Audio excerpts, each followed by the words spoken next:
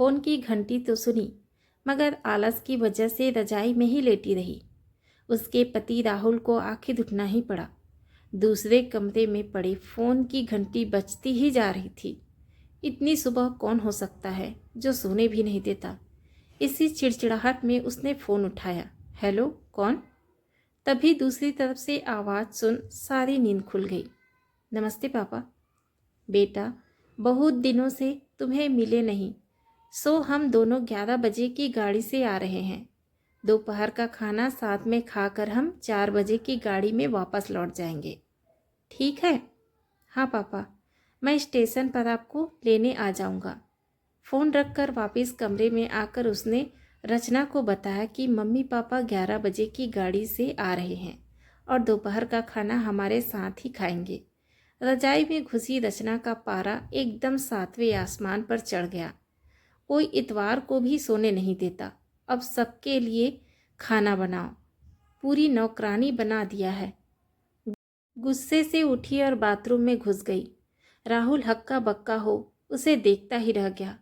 जब वो बाहर आई तो राहुल ने पूछा, क्या बनाओगी? गुस्से से भरी रचना ने तुनक के जवाब दिया, अपने को तल के खिला दूंगी। राहुल चुप रहा और मुस्कुराता हुआ तैयार होने में लग गया। स्टेशन जो जाना था। थोड़ी देर बाद गुस्सैल रचना को बोलकर वो मम्मी पापा को लेने स्टेशन जा रहा है। वो घर से निकल गया। रचना गुस्से में बड़बड़ाते हुए खाना बना रही थी। दाल सब्जी में नमक मसाले ठीक है या नहीं की परवाह किए बिना बस करछी चलाए जा रही थी।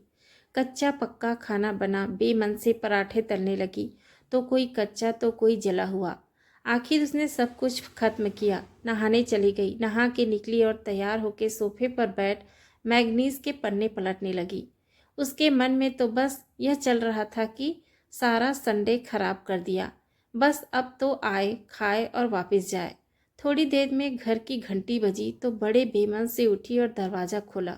दरवाज़ा खुलते ही उसकी आंखें हैरान से फटी की फटी रह गई और मुंह से एक शब्द भी नहीं निकल सका। सामने राहुल के नहीं, उसके मम्मी पापा खड़े थे, जिन्हें राहुल स्टेशन से लाया था।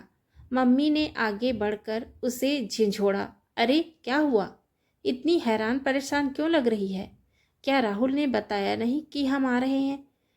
जैसे मानो रचना की नींद टूटी हो।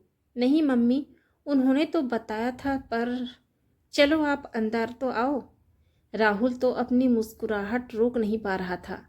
कुछ देर इधर उधर की बातें करने में बीत गया। थोड़ी देर बाद पापा ने कहा, रचना गप्पे ही मारते रहोगी या कुछ खिलाओगी? यह सुन रचना को मानो सांप सूंघ गया हो। क्या करती बेचारी को अपने हाथों से ही बनाए अधपके और जले हुए खाने को परोसना पड़ा। मम्मी पापा खाना तो खा रहे थे, मगर उनकी आंखों में एक प्रश्न था जिसका वो जवाब ढूंढ रहे थे। आखिर इतना स्वादिष्ट खाना बनाने वाली उनकी बेटी आज उन्हें कैसा खाना खिला रही है? रचना बस मुंह नीचे किए बैठी खाना खा रही थी। मम्मी पापा से आंख मिलाने की उसकी हिम्मत नहीं हो पा रही थी। खाना खत्म कर सब ड्राइंग रूम में आ बैठे। राहुल कुछ काम है, अभी आता हूँ कहकर थोड़ी देर के लिए बाहर निकल गया। राहुल के जाते ही मम्मी, जो बहुत देर से चुप बैठी थी, बोल पड़ी, क्या राहुल ने बताया नहीं था कि हम आ रहे हैं? तो अचानक रचना के मुंह से निकल गया, उसने सिर्फ यह कहा था कि मम्मी पापा लंच पर आ रहे हैं। मैं समझी उसके मम्मी पापा आ रहे हैं। फिर क्या था? रचना की मम्मी को समझते देर नहीं लगी कि ये मामला है।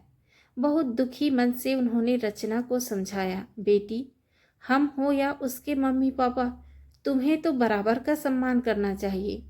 मम्मी पापा क्या कोई भी घर आए तो खुशी खुशी अपनी हैसियत के मुताबिक उसकी सेवा करो।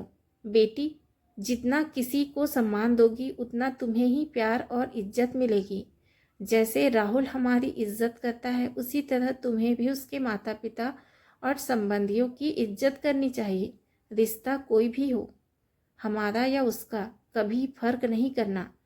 रचना की आंखों में आंसू आ गए और अपने को शर्मिंदगी महसूस कर उसने मम्मी को वचन दिया कि आज के बाद फिर ऐसा कभी नहीं होगा।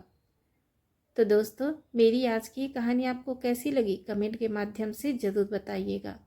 अगर आपको मेरी ये कहानी अच्छी लगी हो तो प्लीज़ मेरे चैनल को लाइक कीजिए, शेयर कीजिए एंड सब्सक्राइब कीजिए। Thank you.